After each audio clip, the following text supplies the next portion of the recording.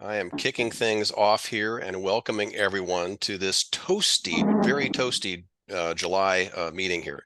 So a reminder for everybody to put themselves on mute unless they want to share something. And and we'll continue on. So again, with the first slide I'm going to open with, and we're going to be talking more about the garden tours as we get into this thing, but as a quick reminder, right, is that it's coming up, right, week after next. Lots of help is still needed, right, as for both docents, cookies, and for plants. So I'm posting, obviously names and here. But definitely encouraging folks to to make efforts and make things happen. Okay, so moving on. So we are starting with our agenda here today. We've got a full day of just normal activities, normal updates, right? A lot of updates that we're going to be getting into. David Jennings will be joining us here shortly. David is the president of the Washington Native Bee Society, and he's got a lot to share and is eager to share with us here. So again, it's gonna be a full day. I kick things off by welcoming birthdays here. Rhonda, happy birthday. Mike, happy birthday to you. And and Aaron, is having had a birthday already. And John, of course, I don't see he's not online with us today, but definitely. Anyway, so a big birthday month here in July. And I couldn't resist putting the picture of a watermelon up there to entice us here to something cool and something tasty. Now, this is also a very busy month, as Karen noted earlier, right? So we sit here today on the 9th. We had plant clinics yesterday, plant clinic in South Bend on the 22nd, plant clinic in Waco at the end of this month.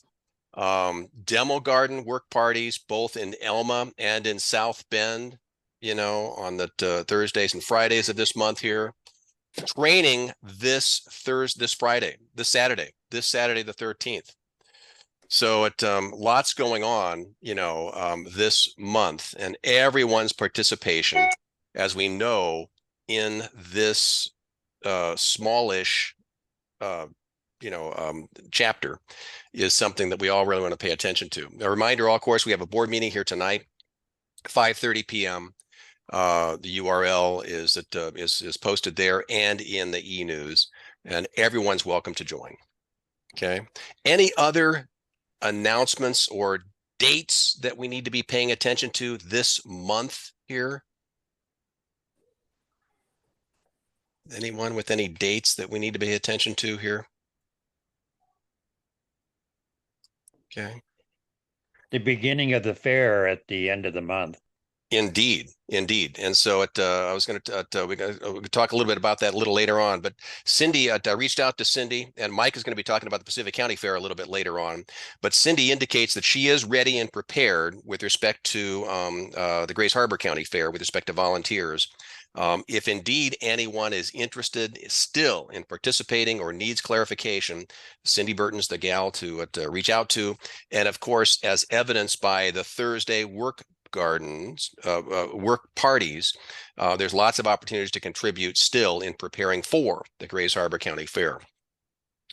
We make a note, by the way, that Grays Harbor County Fair is, this is kind of our front door. I mean, thousands of people at the Grays Harbor County Fair will be seeing the demo garden. So making sure that it is at our best it behooves us all. Any other dates? Yeah, go ahead. Yeah, this is Helen. I've got a date on Wednesday the 24th. This is not Master Gardener direct, but Wednesday the 24th in the evening, Timberland Regional Library Board, the big board, will be meeting in Montesano. They'll be there the meeting starts at 5:30. Normally at one of these things, nobody comes. I would invite everybody to come and just be part of the audience. Tony Gwynn will be there. Mm-hmm.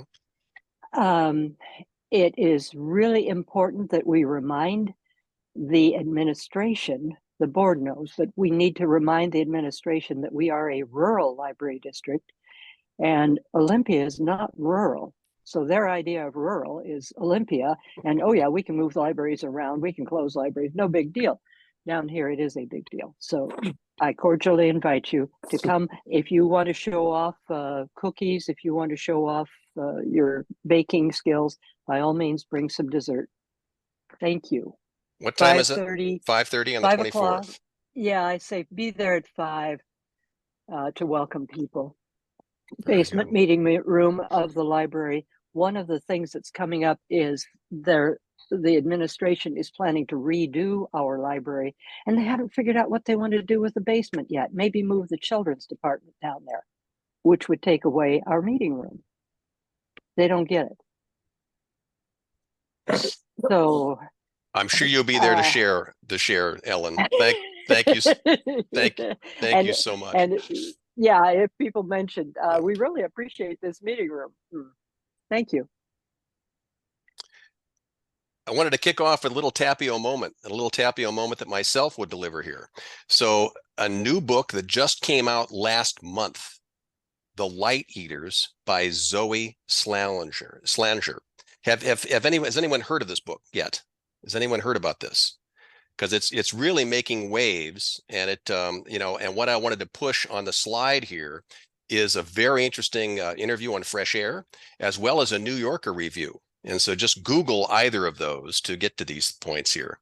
We all know with our intimate relationship with plants that we, ascribe intelligence to them in various ways.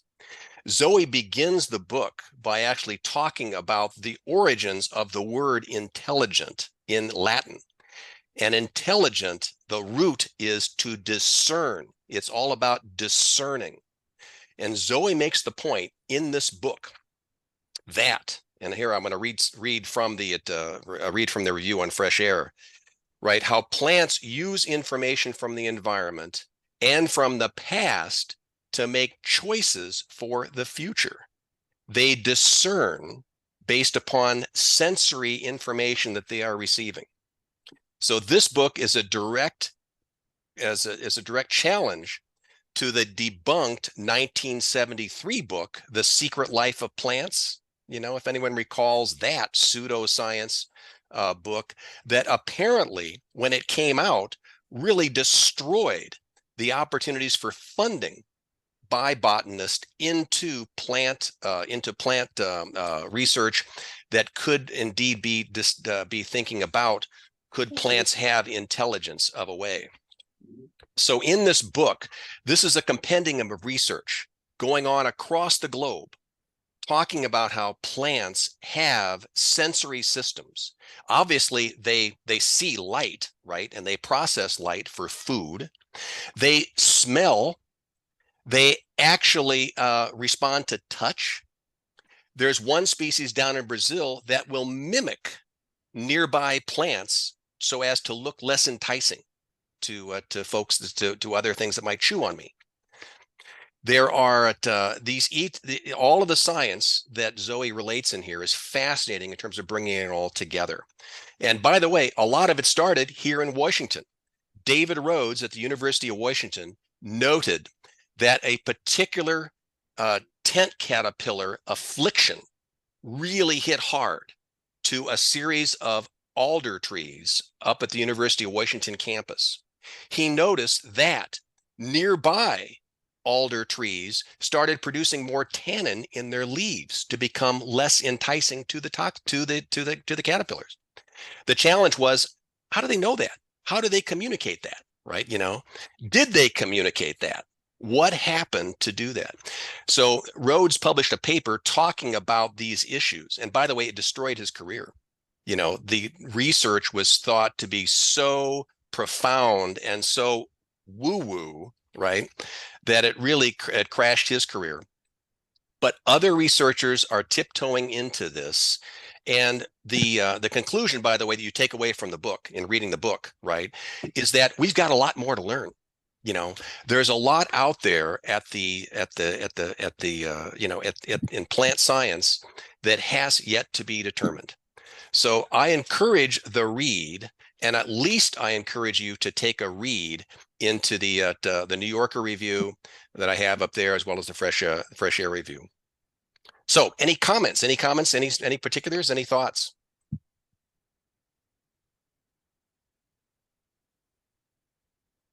I have this book on order and I'm really looking forward to reading it. I think the biggest problem we've had is the right language to use, because we're using words that have to do with how our brains work. And we need a new set of words, I think, for plants. It's going to be very interesting stuff. There's a lot about that anthropomorphic language that we use, right? And do plants have brains? Well, you know, Zoe makes the point, maybe the entire plant is a brain-like thing, you know?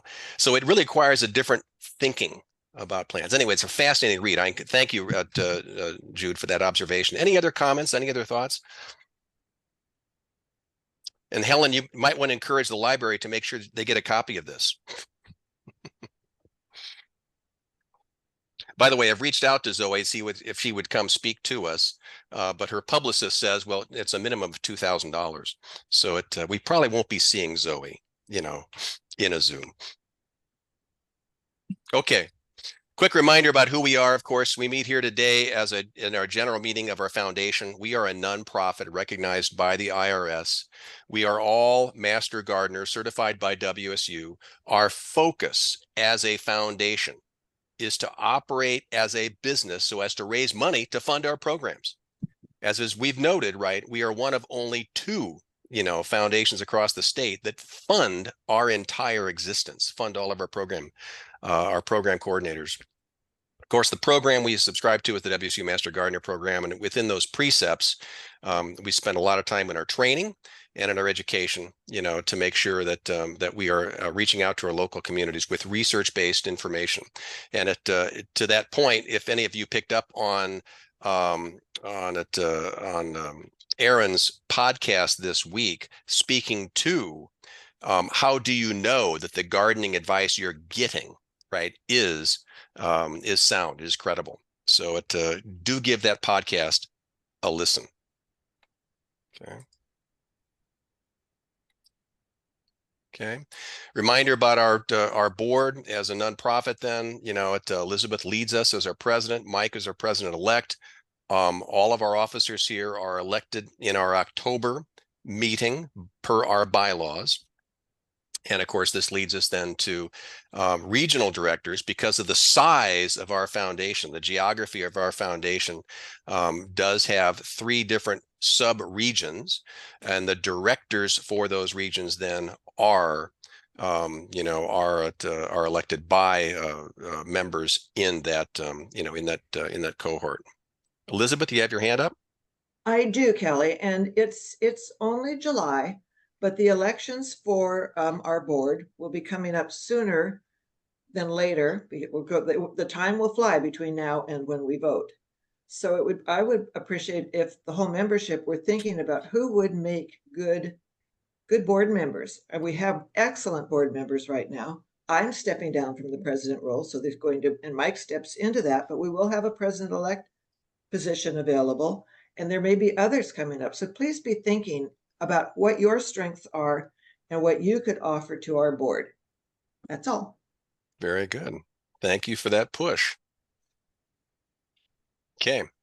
Our liaison, our faculty liaison with WSU will be assigned. Dan Teutenberg, you know, will is working on that assignment that is required for our formal connection to WSU Extension. Wendy and Alina continue as our coordinators. Alina, as we know, is moving on to down south come 2025. So looking for new names here in 2025. So. You know, and both Wendy and Alina can give you feedback on that on the role and the responsibilities of a coordinator. And you know, it's a lot of diligent work, but very rewarding in that capacity. Alina, you want to have a shout out for the role and a shout out for encouragement for folks to follow in your footsteps? I really enjoy working with Wendy. She has been so amazing bringing her talents to the role as program coordinator. And it's much easier to work as a team than it is to work by yourself. So I would seriously encourage, in fact, I'll be contacting people in the next month or so. Not only is it better to make a decision before December, because then Wendy has someone to work with, but you also get all sorts of training. I mean, Wendy has learned a lot this year, because she's had time to be mentored. And so I really urge people, it's not that time consuming when you have someone as talented as Wendy, number one. And number two, we delegate. So it's not as awesome time consuming responsibility as it was in the past. Brendan and I started delegating, and Wendy and I have continued to do that. So it's not as daunting as it may look, is what I'm saying. And it is a lot of fun because you do get to connect with people on a more personal basis here in Grays Harbor and Pacific County, but you also get the opportunity to meet with awesome program coordinators throughout the state. So I really encourage people to consider it. And like I said, Wendy and I will be contacting people to say, hey, let's talk more about the possibility of having someone step in. Very good. And Alina, then we can't say that 110 degrees in Reno is not still going to be enticing for you to think about, not moving down there? Well, you know what? We'll have wonderful air conditioning. Okay, very good. Okay, reminder that of course the new website has been redone. PNWMG, Pacific Northwest Mastergardeners.org, still works, right? But it's going to redirect you to this broader website that we had redone last year, and on that you will see two buttons right at the top. Right, you're a master gardener, give pulse, and and you're as well as you're as the master gardener volunteer activity. We are indeed encouraged to record our hours, to keep our hours recording. Alina, how are we doing with respect to recording of hours and now that we're half the year into 2024? Be honest, since I got back from my wonderful break with my two grandkids and my son, and I'm teaching on Saturday, I haven't had a chance to check yet. And she's in Africa, so she's the one that's been really doing that job. But it seems to me from what report she's been giving me is that people are stepping up, and it's making a difference because Wendy is sending the hours that our volunteers record on GivePulse every month to Dan. And so that's information that he can share with WSU. Hey, these people are really working hard. We're putting in 2,000 hours, or we're putting in, 500 hours each month, and it's a viable program. And so we need to have a liaison. And I think that's going to help in the long run. So I really encourage you to continue to post your hours at the end of each month, or post your hours at the end of your volunteer event. So you don't have a whole bunch to do at the end of the month, because we are fueling the fire from very different angles with WSU. Keep those hours recording. Okay, on to some announcements, and I'm going to kick off with our overall July to-dos, the regular activities from here, and making note that this is all in OSU, to Oregon State University, and their gardening. It's time to be thinking about fall and winter plantings.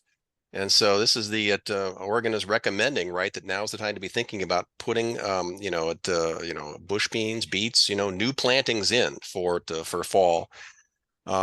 Digging up the spring bulbs when the tops have died down to either divide or to store and replant. And interesting, specifically for the coast, right? First planting of Chinese cabbage, kohlrabi, and rutabagas. So yeah. Best time to water early morning. And I've been fascinated myself with respect to how my rhubarb plants are responding to in the afternoon, given the intense sun that we're getting down here, right? The leaves fold into themselves. And so the backs of the leaves, the backs of these huge leaves fold in unto themselves, but then in the evening, open back up again, and so there's quite a bit of movement on these huge leaves. So it's this reminder about when to water and to make sure that we're watering not the foliage, but the ground itself. Hanging baskets, boy, my hanging baskets are already starting to looking fried, and it's really difficult to keep them looking good given this intense heat and sun we're getting in here. Remember about composting of lawn clippings. I see a lot of people that very proudly talk about how they compost, and how they're composting all their lawn clippings, and in the very same breath they're talking about how all the chemicals they're putting into the lawn are also going into the compost pile. So it's really a reminder that we can help others who are composting, making sure that they're doing it in a healthy manner. By the way, there was an interesting article in the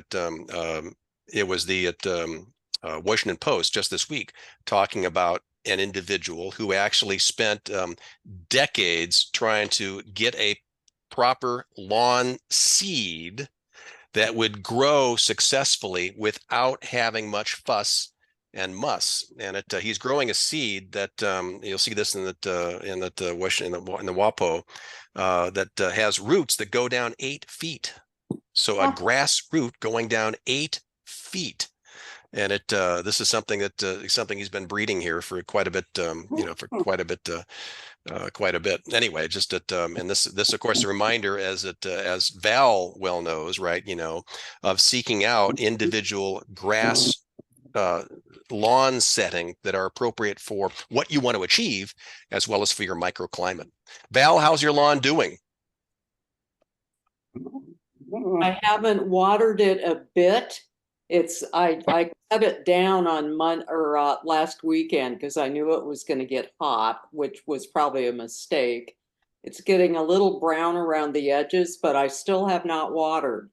So this is its second year, and I've let the thing about grass is the longer you let it grow tall, the deeper the roots go.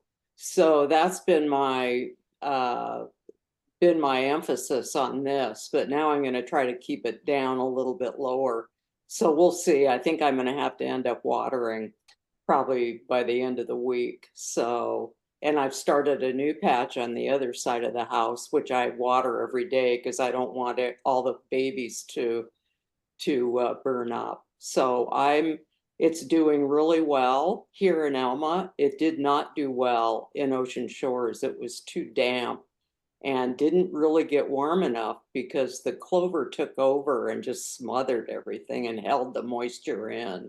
So yeah, I'm happy with it. Thanks any other lawn tips from anyone? I mean, this is going to be a pretty tough July here, given that the forecast for limited moisture from the sky.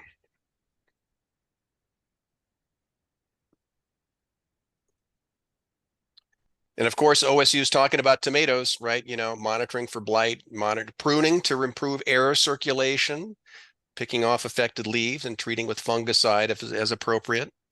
Fruit trees, they're recommending spraying as appropriate. Blueberries, apply netting, right? They're coming on.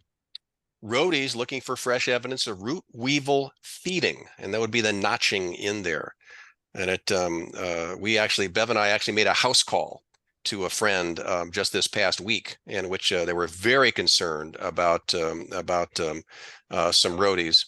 And it, by the way, that what turned out there was not just root weevils, but it turns out that a utility crew in years past had actually placed tarp, not landscape fabric, but tarp down around the roots for whatever reason. And the roots were getting starved.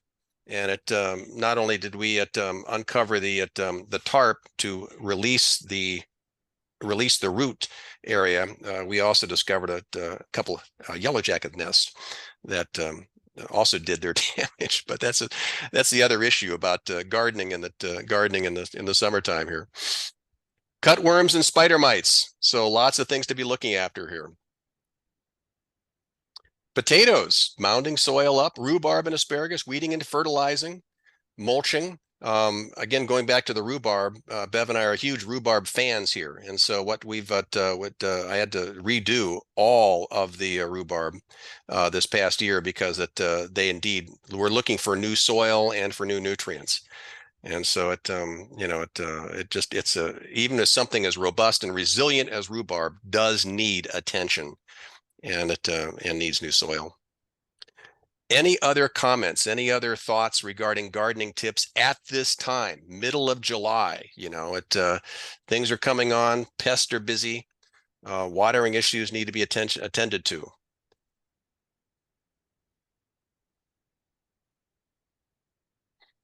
Thoughts and comments? Yes, this is Rick. Jude and I were down, of course, at the work party last Thursday at the demonstration garden, and we've been keeping that water down there. We came down again on Saturday and watered. Katie watered on Monday. Jude and I are probably going to be going down there tomorrow and Thursday to water. It's just been a little bit of a problem right now because of the heat. And we can welcome anybody that wants to come down on Thursday on the work party day, because we have plenty to do and plenty of watering. I'd appreciate that. And Jan, how are you doing with your garden, with your acreage down there, and given this heat? Well, I think it's doing well, although I could be delusional. And I mean, I think I'm okay. The weeds, of course, love the sunshine, so they just don't stop. Any other thoughts? Any other thoughts with respect to garden maintenance here in the middle of any other comments and recommendations we're making to our neighbors and friends?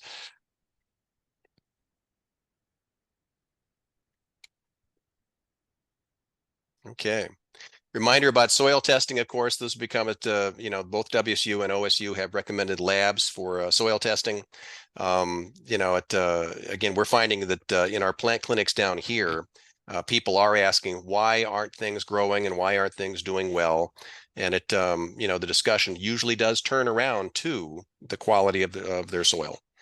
And it's very appropriate that we try to walk the talk in terms of getting our own soil tested, and as opposed to we recommending all the soil testing going on. Other announcements going forward. I've got a slide here coming up with respect to the garden tour, and so Rhonda and Terry will have time to talk about that. Other general announcements for folks want to share today? This is Elena. Are we going to talk about the recertification, the awards banquet in November, or is it too early to do that?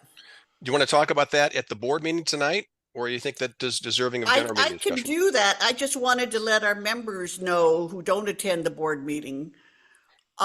We're going to have the awards and recognition event on November 16th, which is a Saturday, at the Log Pavilion in Aberdeen.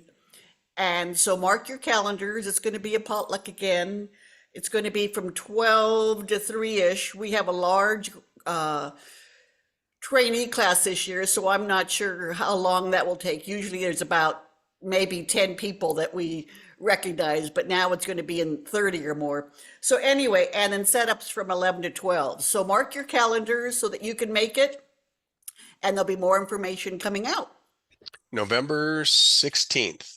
16th, right. And On the that's calendar. confirmed And so we have the room, and all we have to do is show up. Very good. Very good. Other announcements, Val. Kelly? Yes, Val. Oh, just a quick one. For people in Greater Grace Harbor, received my resignation as director from GGH last week, but people in Pacific County may not know, and Ocean Shores. So Elizabeth asked me to make a quick announcement today. So one of my good master gardener friends, don't trip as you step down. So that's all I'm going to say. Thank you so much for your patience with me. Well, obviously, I think we need to thank you for your service, in this role here, that's for sure. So are you passing the torch, or is there news yet on that? Jude and Cindy have taken over the administration of the GGH, and Cindy just sent out an email that we'll be talking about the director position in October or in September, and asking for requests for people who might want to do that, and electing a new director in October. So they have got it handled. I'm so grateful. Thank you, Jude. And Val, thank you so much for all that you have done. This is Karen. Was my privilege. Quick reminder I wanted to push up here too is that the virtual conference for the state is at that registration is open. If you just do a search, if you go to mglearns.org, mglearns, learns.org, you'll find the registration link there. That's coming up the end of September. And it's quite the program that's there. So no excuse for not getting your continuing education hours in, given that, given this. Karen, any comments? We got how's registration coming? And our registrations from our foundation, appropriate. I have not heard. We have a meeting a week from tomorrow, this state meeting, and I'll find out more. Okay. I'm also on the committee to decide how 2025 is going to be. So I'll let you know about that when I know more. Very good. 2025 coming up, that's for sure. So again, this 2024 coming up the end of September. And reminder, of course, that all the recordings, by registering and paying in, you'll have access to the recorded presentations that will be available after the timing. So you don't have to show up just on the 27th or 28th of September. Those recordings will be available for your viewing afterwards. And that is an awesome thing. You can, if you wanted to, see everything that they're offering. Mm-hmm. Every single class. So not that you would necessarily, but that it makes it so nice. Because sometimes there's a conflict and you think, gee, which class do I want to take? Which is the most important? And this way you don't have to decide. You pick the one that you're most likely to have questions, is my recommendation, because the others aren't going to be interactive. I mean, they're going to be a recording rather than the actual thing. On the 27th, 28th, they'll be interactive, right? So there'll be an opportunity to chat and question. Yeah. Right. So if you see something that you think you're going to want to be asking questions or something, then that's the one you pick. And the others you can see at your leisure in the next month. Yep. It's great. Couple of comments. We're going to talk about the garden tour here in a second, but just a quick note here that the demo gardens across all of our geographies need your attention, need your support. Big thank you for the Home and Garden Show. As Sharon Coolidge Bales pushed out the final financials for the Home and Garden Show, a huge success, raging success, both for ourselves and for our vendors. So thank you for everyone who participated, right, in that program. On to the garden tour now, coming right up. And so it, docents, of course, are still being assigned. Terry, any comments you want to have here? I've got a slide for you, Rhonda, regarding the plant sale coming up. Terry, over to you. Well, we've had a great response from our members. But if you haven't signed up to be a docent and your schedule has freed up, we would welcome more help. We have broadly covered all the needs in the various gardens, but if we had 2 or 3 more, it would be really helpful. It looks like it's going to be a wonderful day. I think everybody's going to enjoy the gardens, and those that are volunteering to help will get a ticket so that you can see the rest of the gardens. There will be information coming out from the garden reps as to with information pertaining to each of the gardens that you have signed up to help in.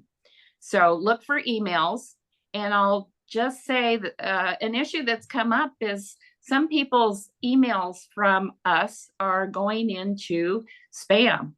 So check your spam folders. I had that happen with my event form that goes out to our communications people. 2 of them got it, and 2 of them had it go into spam. So apparently it's something that's happened because of changes WSU has made to their server or something like that. Anyway, I just want to point that out. Check your spam folders. And so Terry, is there any need for any help for any of the gardens that if any of the gardens issued a request for any special help in getting preparation and getting ready? I have not heard from any individual gardens. That would be a good question for the garden reps, and maybe that information can get broadcasted to our members. Mm-hmm. I think for the most part, from what I've heard, they're doing well. And that's about all I know on that subject. So I guess the other thing we really need are cookies for the refreshment table. It's always a big draw to the plant sale that we have free refreshments, cookies and water and maybe coffee. I'm not sure. I hope there's coffee. I think probably Rhonda has a lot of details, more details. No, it's a little bit of a challenge for me just coordinating everybody and getting all the plants from this area all the way down to South Bend. I still want to shout out to everybody, please text me or email me just the quantity of plants you're bringing and where you're taking them, whether it be to Montesano or if you're taking them directly to South Bend, because I have to schedule people and make arrangements. There is a slight change in the calendar that I put out about delivery. Trying to locate a truck to haul things from Theresa's here in Montesano down to South Bend. The date had to change. We will be hauling everything down on Thursday instead of Friday. So those of you that have scheduled with me already to deliver plants on Thursday, no worries, you're still going to do that. I will just be taking them at a different time frame. We need more plants because as it looks right now with the very few that have contacted me, we maybe have 200 plants. We're used to 500 to 600. So hoping that more are going to contact me. And again, communication with me is really key on this. And I don't care whether you text me, email me, or call me, but communicate with me what you're doing and how many so I can coordinate the rest of our crew. Sorry, that was a lot of rambling. Lori, you have your hand up. Yeah, question for Rhonda. Can you use the nursery boxes for takeout for customers to take plants out? I would love to have them. If you've got them and want to let them Yeah. go, I will use them. Okay, Very helpful. okay. Do we need any more the 5-gallon containers? A friend has got a whole lot of them and she's got some hanging baskets, wooden.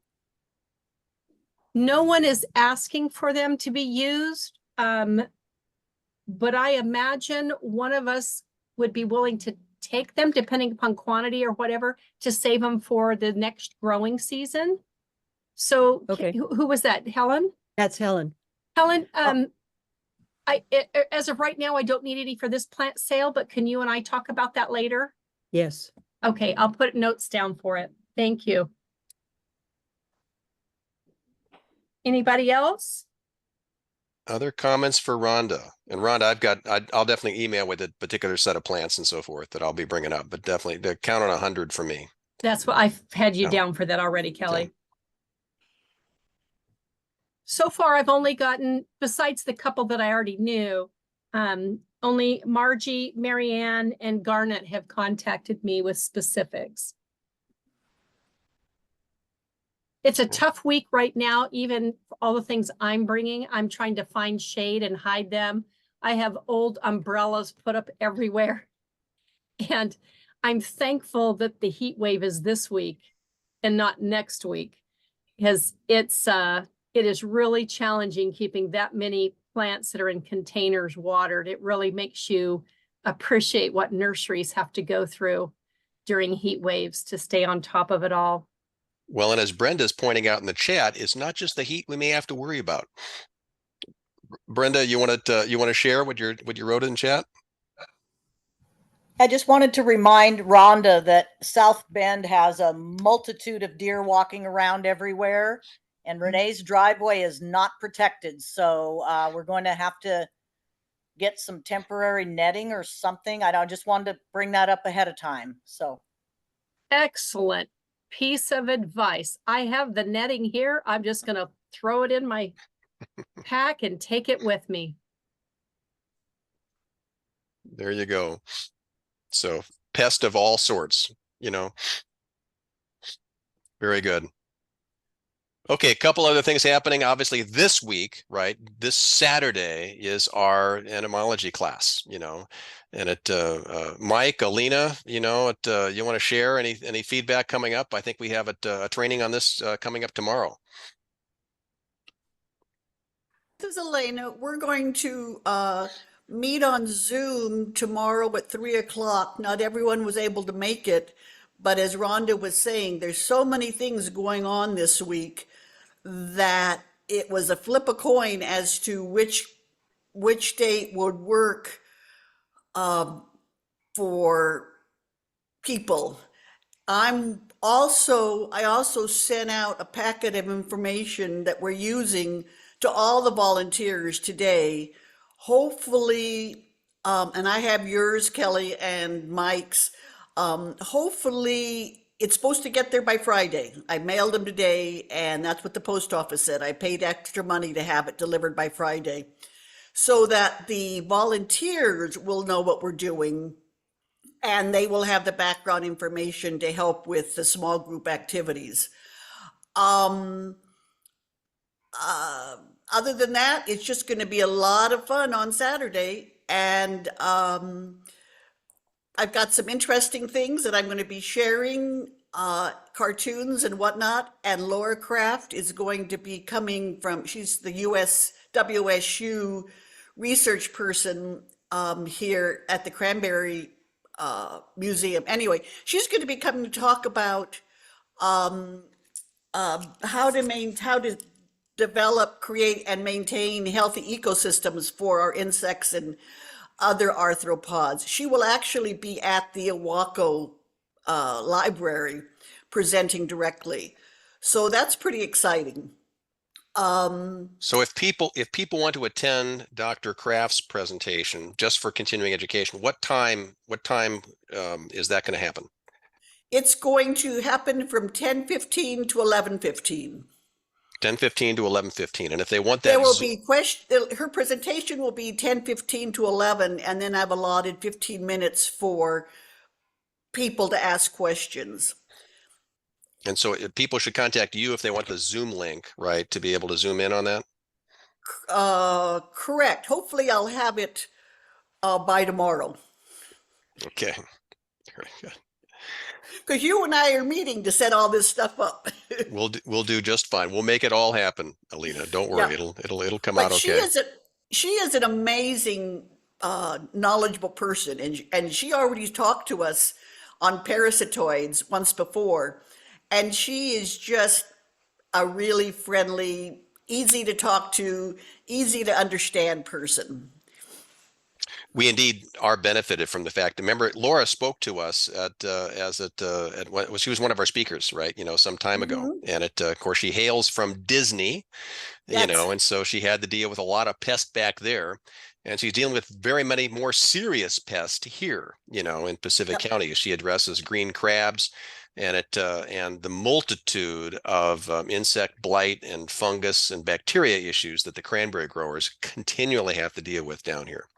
So she's mostly going to talk about insects, but she's also going to talk about some arthropods that we have to, as far as how their role in creating healthy environments and ecology.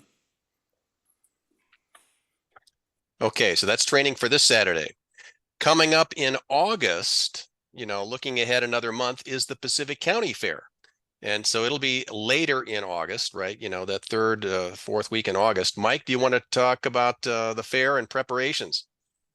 Well, I sure do. Thank you. Yep. And as that's showing on the screen, the fair is of 4 days this year, and it'll be Wednesday, August 21st through Saturday, August 24th, from 9 in the morning till 9 at night, or the times the fair is open.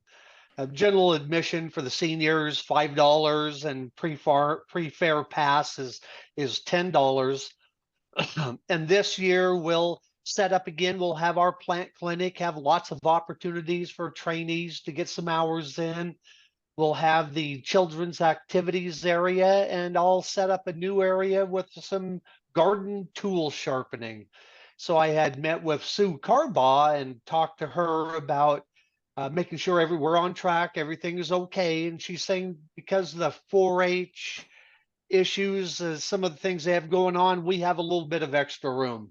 And so I'll be able to set up a tool sharpening area. I've sent an email to the fair coordinator asking about advertising possibilities through some of the daily activity planners that they have. And let's see here, I'll be organizing the schedule again, creating that, sending it out to everybody who has the time to be able to participate. But again, in the last couple of years, the big hit has been the children's activities. Oh my goodness, that is so much fun, seeing all the kids there and parents bringing them in on purpose to see what's happening. And so I'd certainly like to capitalize on that momentum again and keep building on that. So we'll need volunteers with the children's activity, and again, the plant clinic. And yeah, so I've just been planning for it, looking forward to it, and it'll be a lot of fun. So reach out to Mike with respect to your interest and availability for volunteering. As Mike notes, right, the fair is a little bit longer this year, right? So we need a lot of help, right, in terms of being able to staff that, because we indeed WSU expects us to staff that booth from dawn till through the evening. So it's for here in Pacific County, it's all hands on deck here. Okay, so that's next month in August. Okay. So what as we sit here at 10:52 on the Pacific time, I got email from David Jennings early this morning, indicating that Puget Sound Electric has just had a power cut off for him. So David is actually without power. and his cell phone is actually draining as well. So unfortunately, it doesn't look like he's going to be able to join us today because he is actually sitting in a power outage, and I guess it actually speaks to that the heat, right? That the oppressive heat that the inland is having, and his inability to actually share with us today. Jude, you had a comment you're going to share? I'm stunned, and this should shock us all. Seattle, which is supposed to be a cool place, is suffering from heat. Guys, what's in our future? We need to start thinking about it in quite dramatic ways, I think. This is just a foretaste. I'm really sorry he's not going to be here. I thought this is one of the most important programs we were going to have. We'll have him back. No Good, question. We'll good. definitely have him back because he's eager to speak with us. And so he'll definitely be back on this thing. But it is, to your point, Jude, it is this speaks to the fact that this heat, right? And we talk about how it affects folks down in the South and Southwest, and of course, and Las Vegas hit at 120 or so, this week. Yeah. And so, but again, how easy our system can be overburdened, right? Yeah, it's especially alarming because I think at least I've been a little resting in the fact that this coastline has been predicted to be the least changed by climate change in our country. And yet here we are. We're getting it too. We're just not getting it quite as bad as Seattle. So I'll reschedule with David, but I want to do a quick shout out that Mike will be joining us next month on August 13th to give the presentation regarding Firewise, that landscaping that he gave to the trainees back in the July training. And this is obviously it's incredibly important and incredibly timely, right? Because we are in wildfire season. And Mike's presentation, really, Mike, I don't have to oversell you because it's an excellent presentation. So I am eager to hear it again as it coming up in August here, and because there's so many great tips that we as master gardeners need to digest fully to share with folks here. Because there's a lot going on, and it's just as we're experiencing here today, with dryness, fire, and power lines, coming down. The risk is very real for all of us here in Western Washington. Okay, so that's next month. So any other comments for the good of the order? Any other particulars here? Yeah, I would like to say just a little bit about the Grays Harbor County Fair, which is starting in July this year, barely in July. It's going to be difficult with this heat, keeping everything in great prime condition in the gardens, but we will do it. We will get it as good as we can. But I wanted you to pay attention to the fair schedule. Something is going to happen that we who've been working in the garden aren't really aware of when. We're going to have a wedding. It's going to be a big deal for fairgoers with lots of gifts coming to the happy couple. And we have been picked to be the site of the wedding. So our garden is going to be a wedding chapel sort of place. It should be a really interesting thing to do. We don't know where, or even when, but it's going to happen. So I hope you'll be able to join us. Send updates, obviously Right. Jude, as the Will dates do. get Will on this do. thing. And by the way, I guess this is another repeat fact that those for watering and for maintaining the garden, the Thursday work parties, right?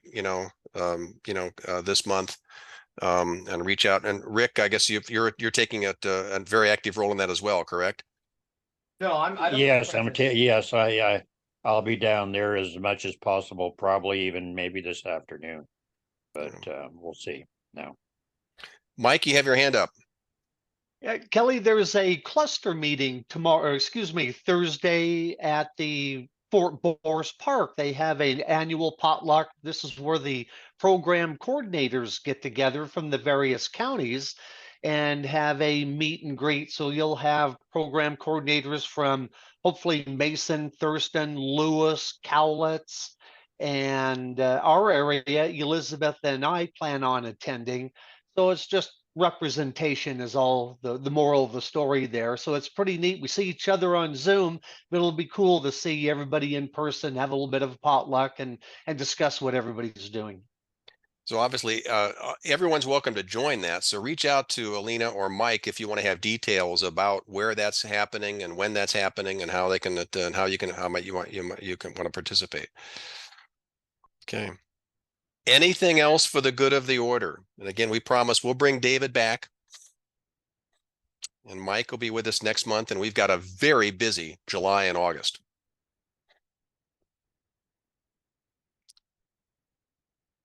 Very good then. I thank everyone for their participation, for their patience, and thank everyone for their volunteer commitments, right? Because again, it's with our volunteer time, it makes it all happen.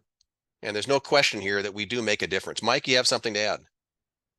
Yes, sir. Tomorrow there is a work party at the Ilwaco Demo Garden, and I believe we have a going away little thing for Eva that's there. Bev, do you want to add some comment to that?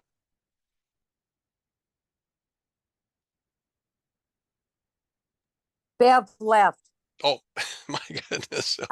I saw it on the top. Bev or not, So, or no, they left, so at so. yeah, so at Eva Hanrahan, right, is it will be leaving the peninsula to move into Clark County, and so we're having a little go as part of the work party that we have at the Waco Garden on Wednesdays. We're having a little going away party for Eva, wishing her well as she makes her move to into Clark County. And so by the way, she's recovered quite dramatically from a brain tumor. And so this is quite a celebration for her health, right? And it's pretty amazing when you think about what modern medicine can do. Anything else for the good of the order? Stay calm, stay cool, keep those plants watered. And we'll be seeing you all at various venues, right, throughout this next month and this next couple of months here. Thanks all.